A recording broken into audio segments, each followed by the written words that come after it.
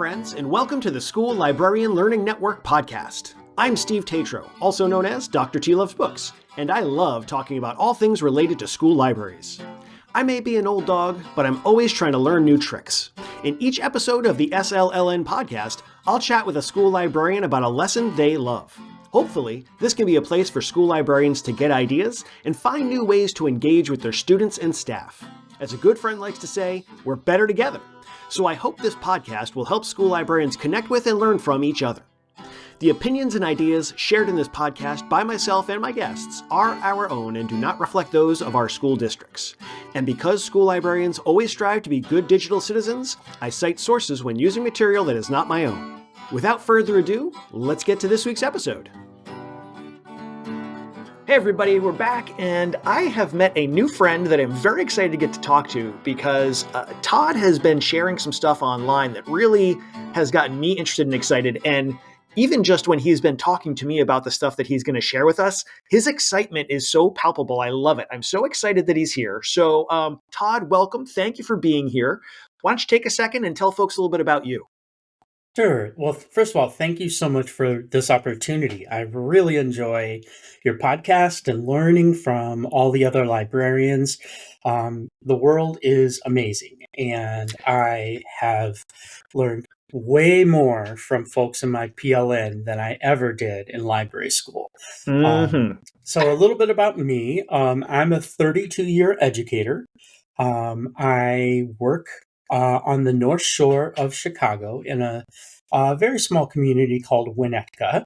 And I teach at the Skokie School. We always have to say the Skokie School because Skokie is another community near us and people get very confused. So I work at the Skokie School and we are a 5th and 6th grade building. We have about 375 students. I have been at Skokie this is my 5th year. And prior to that, for 7 years, I worked as an elementary librarian at the Hubbard Woods School in Winnetka. And prior to that, I was a 3rd and 4th grade classroom teacher in Winnetka as well. And I have done a little bit of teaching at National Louis University's Baker Demonstration School for a couple years. I was a 5th and 6th grade multi-age teacher, which was amazing. And then before that, I had a couple years teaching at one of our other elementary schools in Winnetka, teaching 4th grade. And then prior to that, my very first 2 years of teaching, I taught in Fayetteville, North Carolina, which is where Fort Bragg is.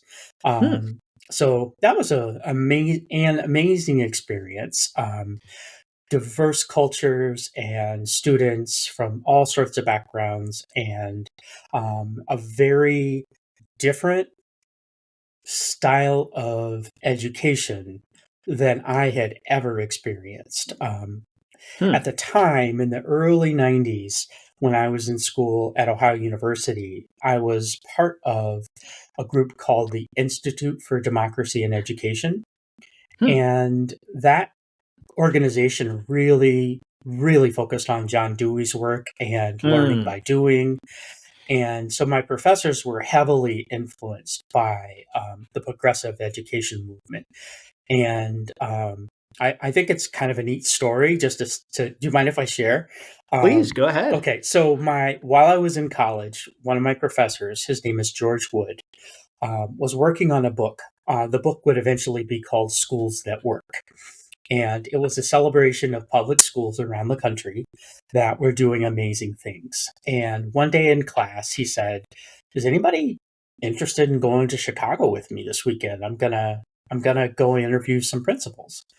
I was like, "I'm up for Chicago. That would be awesome. Let's go." And so I came with a few other students, and we stayed for, I think, about 4 days. But we met the principal then of Hubbard Woods School, Dick Stradane.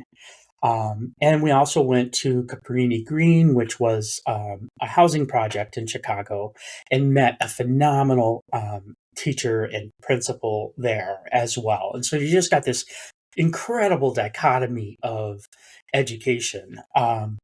And Dick Stradane and I hit it off really, really well. And at the end, he said to me, just as we were getting ready to leave, he asked, "Hey, do you think you'd want to come to your student teaching here?" I was just like, "You are crazy." Yes, of course. Well, I went to school in Ohio, and Winnetka is, way far away from our university. And so I had to do a lot of hoop jumping and recommendation writing, but eventually they said, "Okay, we'll let you do this with these parameters." And so I had the most amazing student teaching experience because one of my former professors had taken a 2-year sabbatical and was teaching in Hubbard Woods at the elementary that I was going to be student teaching at, and I actually student taught with her. And she was teaching a 2nd and 3rd grade multi-age. And so I had my first experience of true progressive education at Hubbard Woods. And the community, the school has an incredibly long history, over 100 years of progressive education. And so that was what I learned. I was never handed a textbook as a teacher and said, here you go. It was always created curriculum with the student as the guide. Nice. And Winnetka has this tremendous history of teachers creating the curriculum. People would come from around the country to explore our curriculum, and so obviously that's changed in the 30 years that I've been in the district, but there still is a very strong progressive education philosophy. I have to share one other thing about my student teaching because it was unbelievable. The principal, Dick Stradane, asked the community. He said, "I've got this young man coming from Ohio University, and he needs a place to stay." And a family, the Myers, said, "Well, we'd love to have him. We've got a 3rd floor, and he can stay in our attic." And turns out their daughter, Emily, was a 3rd grader in my class. And so I literally lived in the attic. We would make our lunches together, walk to school. I would teach her. We would walk home. I would do my work at night and have dinner with them. And it was literally like a Little House on the Prairie situation. It was just amazing. That family was so... I'm imagining so many stories that she's probably telling her friends, like, "No, the teacher lives in my attic." No, really? Yeah, really? He lives upstairs. He actually eats dinner with us. Yeah. So wow. I can't imagine that happening today. The world has really changed in 33 years. And it's a kind of unfortunate. That was a truly magnificently magical experience. And boy, you have really gotten your professional steps in, let me tell you. Jeez, you have just, you've been all over. And I can kind of see, I usually ask, like, how'd you get from point A to point B? How'd you get into the library world? But I can absolutely see how that progressive background would very naturally lead into a school library interest. Yeah. And what happened was the librarian or the gentleman who was in the library, his background is more of a tech-based, and he was also an educator in the classroom as well. He ended up retiring, and I knew he was going to retire. And so I went back to school to get my to library school. And it took me about 2.5 years working on my degree. But when he retired, I interviewed for the position and was hired. And that's how I ended up at Hubbard Woods. And I'm probably telling you more than you want to know, but I was incredibly honored in 2016. I was chosen as the School Library Journal School Librarian of the Year. Outstanding. And really that was a testament to our community because I think the reason I was selected was the truly innovative space that we created, along with the community. The whole community was part of it, the parent organization. I had parents who went with me on site visits all over, the Chicagoland area. And we made lists of questions we wanted to ask. And it was just a tremendous amount of research and planning and volunteering. All of the labor was done by parents and myself, who all volunteered our time to basically take a 20th century library and turn it into a 21st century library. And so that was just an incredible experience. And the highlight of that entire experience, beyond just the honor, was meeting Dr. Carla Hayden in the Library of Congress. That was phenomenal. I mean, she took us up to her balcony, and it overlooked all of Washington, D.C. I think, honestly, it's the best view in DC. Wow. So that was just incredible. And of course, so many things opened up in my world because of that. I was able to write a book. I wrote a book called a Green Screen Makerspace project book, and had 24 projects that you can do with your students using green screen, which was amazing at the time. And then now I look at it and I'm like, holy cow, I can do all of this in Canva in milliseconds. And when I wrote the book, obviously you had to use tools like DoInk,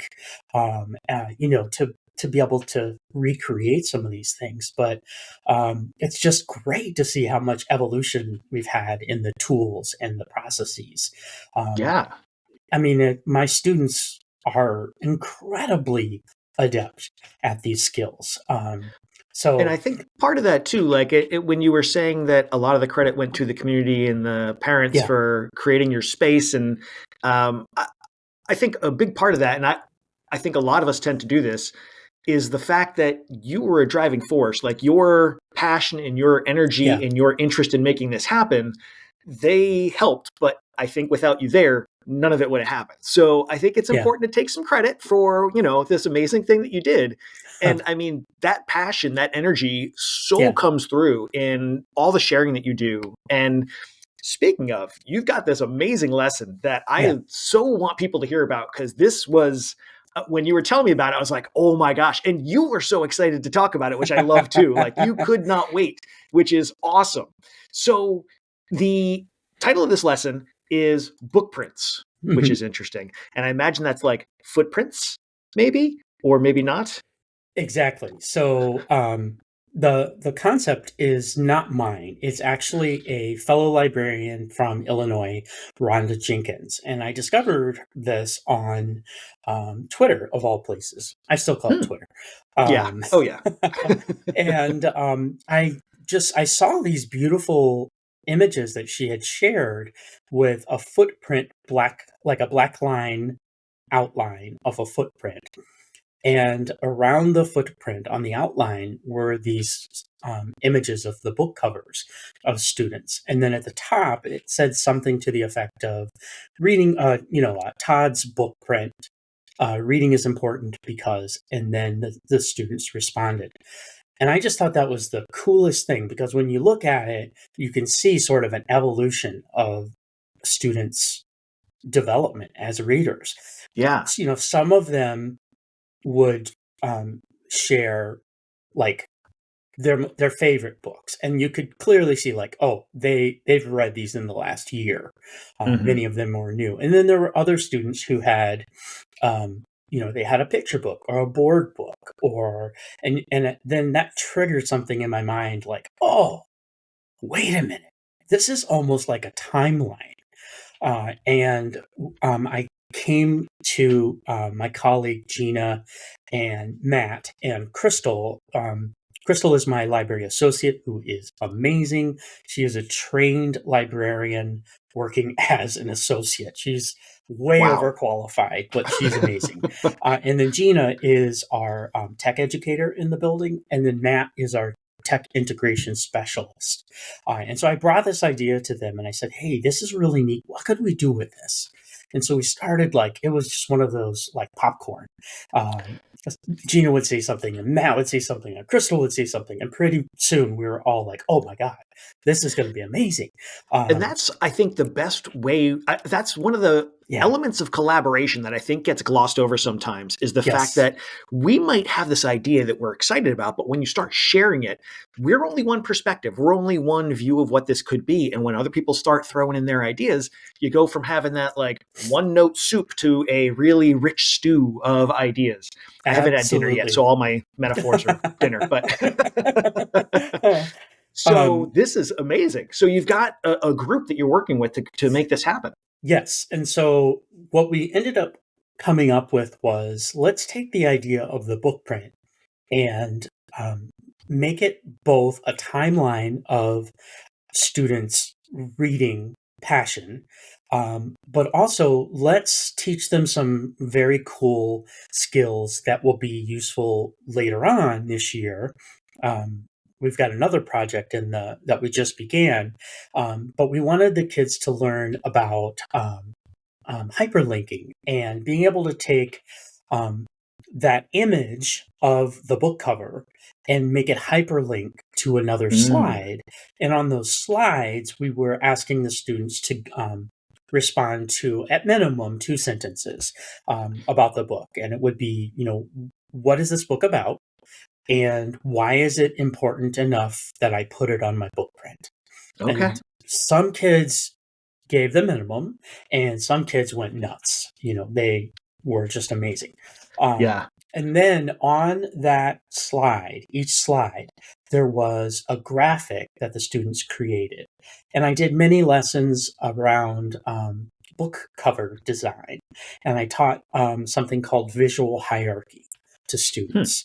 And I have in my slideshow that I shared with you, is that lesson. And basically, it's one of those amazing graphics I found online. I can't find who made it to give them credit. But it basically says, you'll read this first, then you'll read this. And it's different size text and different backgrounds. And it is uncanny how accurate it was. And so I prepped the students. I said, okay, on the next slide, I just want you to read it. Don't say anything. And then you heard the kids go, oh, oh, and it was, a really amazing lesson about visual literacy. And so it's a really neat visual. I've seen this before, and it looks so like maybe cool. Almost like an online post or something. And the way there's different lines of text in different places on the page, and your eye jumps around, but your eye jumps in a clearly predictable pattern. Exactly. Because as you said, it's the first sentence you read is this is the first line you'll read, and then your eye jumps. It's really great. They were blown away by that. So, we talked about the importance of text and font and placement. And then we did a neat lesson with book covers where we looked at one book, but all of the different covers. And Harry Potter is an amazing example of that. Because I lost count at over 24 covers, editions. And, everything from the first print in the UK to prints around the world and to the illustrated, newer versions of it. And the kids were just like, whoa, that is so cool. And then what we did was we used Canva to create new book covers for some of our books. And that was a segue to teach them about artificial intelligence with the image generator. And so we had tremendous experience. We had a tremendous experience teaching them about prompting and how to write effective prompts. And what I like about Canva's image generator is it's got guardrails. It won't let you, for example, one of my students, it was completely harmless, but he was trying to make a book cover for Allies, which is about D-Day, by Alan Gratz. And he wanted a soldier coming on the beach with a machine gun, and wouldn't let him do machine gun. Huh. And he was a little frustrated. And I said, "Can you understand why?" And he's like, "Absolutely, I get it, but I don't know what to do." And so the two of us started brainstorming, and we just kept like plugging and chugging. And we eventually settled on a really great description that he had. He had a great description, but we left it with an American soldier. And it created an incredible image of an American soldier. He just wasn't carrying a gun, but his hands were occupied. He didn't have that one part. And that was such a great lesson. Yeah. Well, what a great moment too. Yeah, Like yeah. the overall lesson is great, but like that moment of, okay, you don't know what to do and I don't have an answer. Yeah. Let's try and figure Let's this figure it out out together. Yeah. Yeah. Yeah. So we did a lesson on book cover design. I taught a lesson about 6-word memoirs. Are you familiar with that concept? I've heard of them. Yeah. I Okay, haven't seen them in person. Okay, so it's an amazing, amazing, fun, super easy lesson.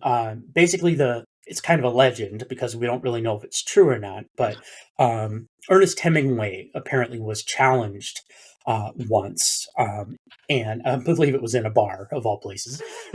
Someone said, "Hey, you're Ernest Hemingway. Write the saddest story you can in 6 words." And he thought about it, and he said, "Baby shoes for sale, never worn." Whoa. And so I share that with my students, and I have them, what do you think that meant? And you get all these great stories like, well, maybe the kid's feet were too big, and so therefore you never. And then you've got the kids who are like, well, the baby died, or but just tremendous conversation right around that. And then we had them write 6-word memoirs about their books. Interesting. Yeah, Okay. so it was kind of a really cool like summarization. Yeah. A lot of synthesis was going on for the kids. I love when we can give them those real strict guidelines that they hate, but that force them to get so creative. Like I know that I get way more creative when I've got those very specific parameters I've got to try and fit something into. So that's awesome. Yeah. Well, one of my favorite films is The 7 Obstructions. I think that's the title. Which basically the director was asked another director, give me parameters. Like, here are your rules. And he recreated the same film with each of these different rules. And what he found is exactly what you said, that holy smoke, he was so much more creative because he had to work within these confines. So yeah, I agree. Sometimes we have to give students the guardrails to kind of help them be creative. Yeah. So we did trying to think of, we also did like create a scene, and we used Keynote as a way to have students create a scene from their book. I can't think, I'm forgetting one, I'm sure, but suffice it to say, these graphics were part of that slide deck. And then those slide decks that they created, our intent is to have, they've shared them all with me, and I'm in the process of taking them and going into Google Slides and sharing it, publishing it to the web in a way that we can share them with each other. And I've started building a web page for our students, and each class is going to have their own tab. And on that tab will be all of the students' projects. Nice. We've removed any, there's nothing that would identify them other than their first name. So I feel comfortable sharing that. But the intent then is for them not only to see their project or their classmates' projects, but look at all the projects of, 150 other fifth graders who explored this project. So and learn with each other and learn about each other. Yeah, wow, be excited about, I didn't know that book. Oh my gosh. Or, dialogue with somebody like, hey, you read Heroes too? Yeah, awesome. Yeah, or I'm thinking about this book. Can you tell me more about it? Like, what a great conversation starter for your students. Absolutely. Did you say you did this in Google Slides? We did the whole project in Google Slides, yes. And do you use Google Classroom? We don't. We use Okay. Schoology is Okay. our LMS. I was just gonna, technically, if you use Google Classroom, it Yeah. creates folders full of all the stuff the kids submit, and you can Yes. just post a folder or the contents of a folder on a Google site so that you don't have to Ooh, individually nice. bring over each piece. You Yeah. can just put in, here's the folder, and there's all the pieces. Ooh, man. Yeah, I Something don't. to think about. Yeah, unfortunately, our district doesn't use Google Classroom. I don't know quite why we don't. It seems when we use Google for everything else, so our emails and all of the tools. I'll have to look into that. Yeah, that's maybe really interesting. alternatively, you could probably just do a Google folder, throw the kids, do one for each class, throw them in the folder, and then post the folder. But that's another good idea. Yeah. Yeah. That would be definitely easier. That would be great. That way you're not having to do every single one individually. Yeah, because that's exactly what I started doing. Yeah. I was like, this is going to take me forever. Yeah, when you said you were doing it for every class, I was like, wow, that's a lot. Yeah, it is. But that's awesome. I mean, it's a great idea to share that work, because so often I feel like the library, especially because I feel like when kids do stuff in the library, it's often part of another class, and we don't get to see maybe those finished results. But then also, even when the kids do projects in class, like they might see what their peers do, but they don't always. Yeah, and they certainly don't see what the other classes are doing usually. Exactly. Yeah. And it's been really interesting as a librarian and former classroom teacher to watch the students throughout this process. I think in some ways they're like, wait a minute, this is the library. What are you asking me to write a paragraph for? Like those two things don't go together. I'm like, oh yeah, they do. We're talking about books, and guess what? I know what a good paragraph looks like, and I know what, I know you know how to punctuate a sentence. And, and so just kind of getting them to realize oh yeah, Mr. Burleson does get what we're doing here. And just for them to almost realize oh yeah, he's actually a teacher first. Yes. Librarian. Teacher, librarian. Second. Exactly. Yeah. So that's and I think that's been fun to kind of cement that for them. Yeah. Well, and I think for the students, definitely. And I think for the adults, a lot of times too, we get siloed into writing is ELA and numbers are math. And we never the twain shall meet. And exactly. The library is such a great place to do the cross-disciplinary and get the kids realizing, no, these skills apply in all your classes in all different ways. It's not just one or the other. Yeah. So this is great. It's definitely the nexus of curriculum, or it should be. Right. I mean, we talk about it being the heart of the school, and I work so hard to try to make that true. I know all librarians do. That's what we're here for. Yeah. Yeah. Man, this is such a great lesson. There's so many awesome pieces. You've got technology literacy, you've got straight up literacy, you've got the learning opportunities and cross-disciplinary and just the collaboration that you did to get it all started. Like this is there's so much great stuff here. Wow. Yeah. I'm so excited. I can see why you were so excited by this. Yeah. This is great. Yeah. And I mean, the finished product is great. But it's all about the process for me, and the kids working through that. Sometimes I was like, oh my gosh, what am I doing? This is crazy. This is taking so long. Because I see kids sometimes 2, sometimes 3 days a week, depending on schedule. And so this is like a 6-week experience that we've been working on. And wow. Amazingly, the kids haven't or didn't get tired of it.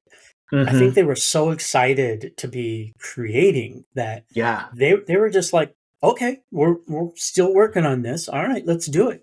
That's awesome. And the kids that finished early, we talked about, you could add a book trailer, a link to a book trailer for your book, or you could make a book trailer for your Yeah. book, or you could link it to a review that you did in Destiny, which is our catalog system. Hmm. So, so there was nobody was like, I'm done. We were like, oh, guess what? Here's what else you could do. And so, some kids were like, can I add more books to my book print? I'm like, let me see. I guess so. Well, twist Yeah. my arm. All right. Okay, all right. And of course, I mean, we're a public school. We have students of all ability levels and all sorts of learning needs and issues. And we worked our way through that. I mean, it wasn't easy for everybody. That's for Hmm. sure. I mean, the whole concept, like you were saying, I mean, it is a process to think back, what books were important to you. And we gave them a list of questions to help them think that through. Like, what's Mm. your absolute favorite book um, from when you were a child? Which makes me laugh because the kids are 10 to 11. But Yeah. to them, that means like 2 to 3 years old. Right. And then, questions like, what's a book you've listened to? What's a book that you've read more than once? What's your absolute favorite book? Hmm. Um, what's a book that your teacher read to you? What's a book that we did something called genre personalities earlier this year? Hmm. Do you know anything about that? No. I could do a whole nother podcast just about that, but it's basically the concept of looking at your personality and how that personality impacts the types of books you like to read. And when you're talking about your genre personality, you could be like an adventurer. And here are a whole bunch of books that the adventurer might enjoy. And so Okay. this isn't my idea. Someone else came up with it, and I twisted it and made it my own. But I then created bookmarks that had a list of all of the books for each genre personality, and Nice. kids used those bookmarks to help them find books that they were interested in. And I also, of course, made a collection in Destiny so they can go to that specific collection and find books. It's just Hmm. another way to help them find new stuff. And Yeah. one of the questions on the list was pick a book from your genre personality um, list that you've read. Hmm. So we prompted them to help them. And then we also, it was amazing because in Destiny, you can go to My Stuff and go down to history, and you can actually see all of the books you've ever checked out as long as you've been part of the system. And many of Nice. our kids have been with us since kindergarten. And so they were like, it was like a trip down memory lane for them. They were like, oh, the book with no pictures. And that was in and of itself an amazing experience for Yeah. them and for me, of course. But they used that to help them come up with ideas, and it was just a really cool experience of thinking back and what's important to you, and why is it important. And like you said, I mean, that's a whole lot of synthesis Yeah. happening, and so many um, avenues. I mean, there's the literacy component, there's the strictly writing component, there's the Hmm. creativity piece, there's the technology piece, there's just it was just phenomenal. So I thank Yeah. Rhonda Jenkins for coming up with the idea so that we could keep going with it. And Yeah. I haven't shared this on Twitter yet, but I will be in the next few days. Just I kind of wanted to get my ducks in a row before I put it out there, and I will of course be giving her huge props for that.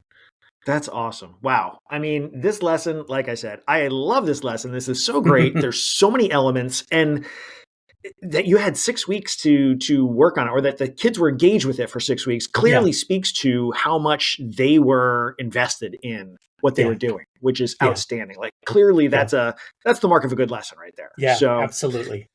I think a lot of people are going to be very excited to try this out. So I am very glad that you brought it to us.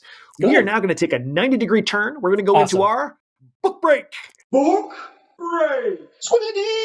Awesome. So book break is you share whatever book you want to share. It can be personal, professional. It can be for kids, for students. It could be for you yourself. It could be for staff.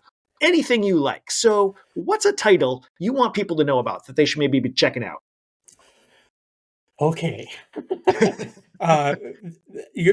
We're librarians, right? There's going to be a bunch. So it's like trying to pick your favorite kid. Absolutely. So I would say one of the most amazing authors for middle grade students is Alan Gratz. He is mind-blowing, and his most recent book, Heroes, is just phenomenal, and students of all stripes enjoy his approach, his writing style, where every chapter ends on a cliffhanger, and he usually writes from multiple perspectives. And so you finish one chapter and you're like, oh, I want to skip ahead to read what happens next, but then I also want to know what happens to the other character. And so it is just he's one of those authors that if I get a kid to read one, they're hooked. And then I can start saying, oh, so here's some other authors that write from multiple perspectives, or that use the same sort of cliffhanger, exciting adventure. So Alan Gratz, Heroes, excellent. My favorite book of all time is Hatchet by Gary Paulsen, which is a life-changing book for me. It was the first character that I read about that also went through a divorce. And that was powerful for me as a young reader. But also it's a survival book. And my time in the military was amazing. I loved it. And every time I read that book, it's like, oh yeah, this is good stuff. And it's another book that I use to get kids hooked on reading. And between the two of those authors, if you can get them hooked on either one of those, never both of them, either one, they've got a catalog that these kids can dig into, which is awesome. Yes.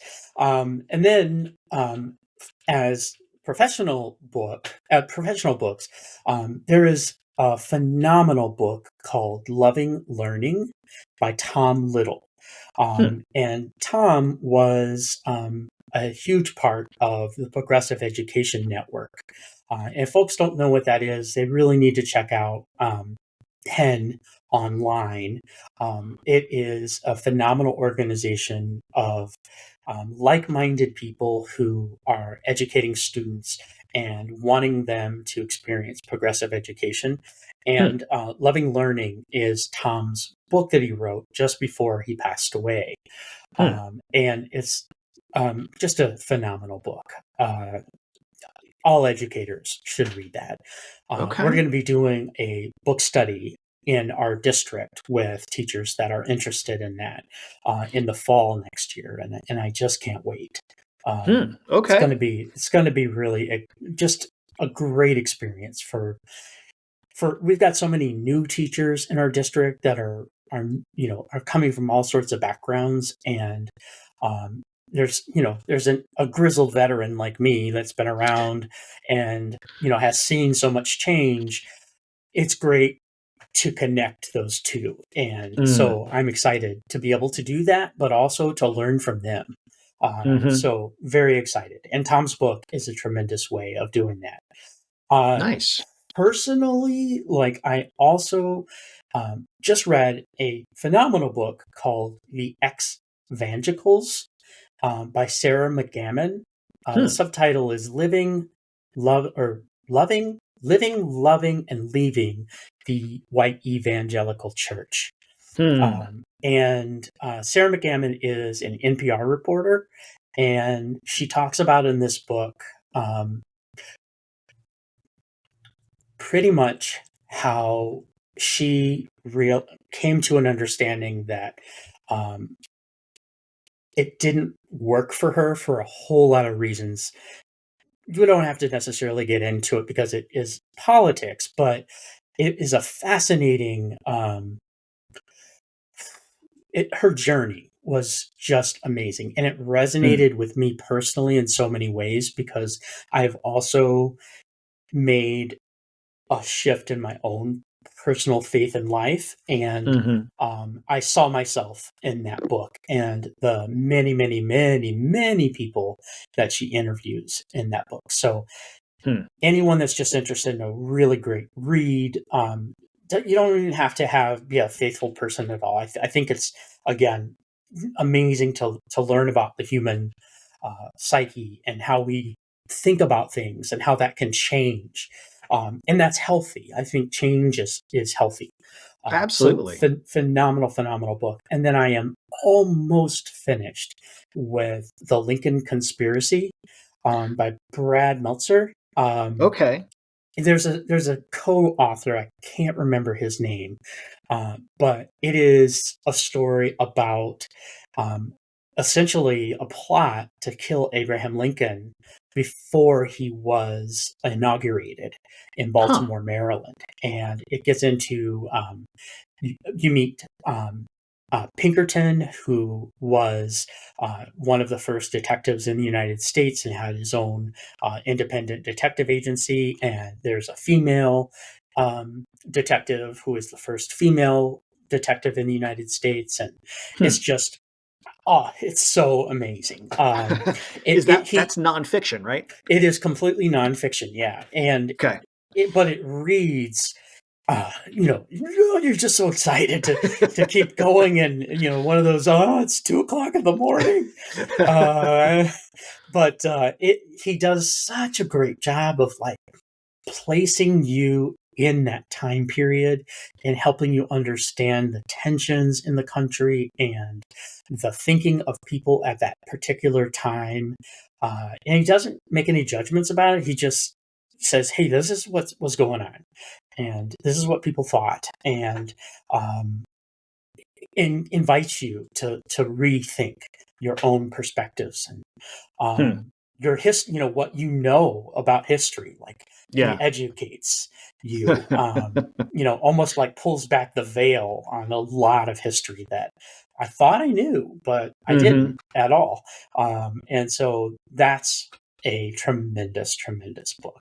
And then, of course, the last one would be Dusty Bowling's The Canyon's Edge, which you're sensing a theme here. That adventure, survival is so engaging for middle grade readers. And so this is actually The Canyon's Edge, we were talking offline before, is part of our One Book, One Campus project, where we have a 5th and 6th grade building, which is where I work, and then across the green is a 7th and 8th grade building. And to build community between our schools, we are doing an author study on Dusty Bowling, and the 5th and 6th graders are reading The Canyon's Edge, and the 7th and 8th graders have some choice. They're going to choose between 3 of Dusty's books.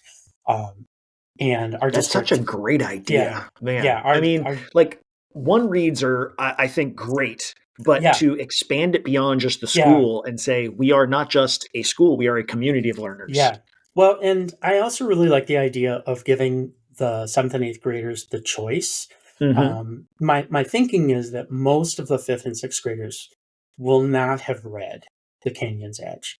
Some of them will, unfortunately. And we have that conversation about rereading a book and the power of rereading. So I chose that book because it is a novel in verse. It is an adventure story. It's going to hook our Hatchet loving readers. It's going to hook our girls because it has a main character who is a girl who is powerful and independent and courageous. So that's my last book recommendation, but I'm so looking forward to not only reading the book with the students. We're giving all of our students a copy of it when we see them at what we call our shadow day, where the fourth graders come and visit us for a half day. And one of their gifts is, here's a book, and inside the book is a bookmark that has a QR code. And when they scan the QR code, it takes them to a welcome video that I created. So it's like hey, I'm Mr. Burleson. This is the book that we're reading this year. This is why we chose it. And we've created a website where there's a whole bunch of great resources for you to continue exploring. And then on the back of the bookmark is some questions to think about while they're reading. And then another QR code that takes them to the website.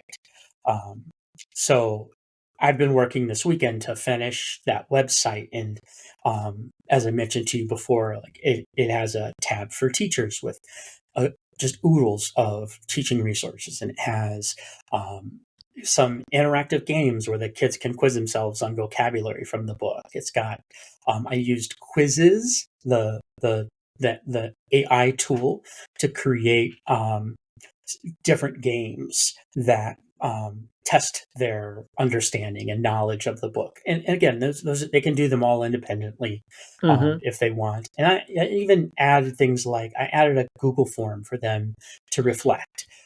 And what was your favorite part? Why? How would you rate this book? And I love how Google Forms gives you the ability to do a linear scale, which is really cool because they can respond to that really easily, I think. And then there's also, a few other questions, but then there's, do you have any questions for Dusty Bowling? And the reason I'm collecting those, not only is that just a great exercise for kids, but we're having Dusty come as an artist in residence next year for 3 days.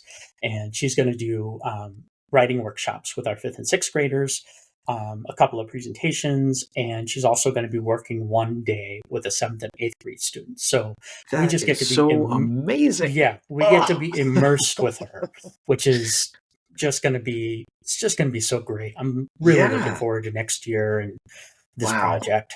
Yeah, man, my brain is going to explode with all of the things that I now want to do. I've been waiting. I've been waiting to talk to you. There's been so much. I was like, he's going to make me share only one lesson. Well, we're clearly going to have you come back because there's so much. You've got so much going on. This is so great. And I'm so furiously connecting ideas and oh man, I'm going to do bookmarks. I'm going to do websites. I'm going to do videos. This is amazing. So thank you so much, Todd. I cannot thank you enough. I really appreciate it. Yes. I know it's taken us a little while to connect, but I'm so glad that we did because like I said, this is just amazing. And I'm so thankful that you shared it with us. Thank you. Thanks for checking out this episode of the SLLN podcast. Be sure to check out the show notes, which include not only a link to the lesson, but also links to the SLLN website, home to a curated list of free upcoming virtual events and resources for school librarians. It's easy to become a member of the network. Just visit the site and use what you like. If you have an idea, a question, or a lesson you want to share, you can email schoolliblearning@gmail.com. That's school, L-I-B, learning@gmail.com. Know someone with a great school library lesson? Let us know. Until next time, be safe, be good, and be well.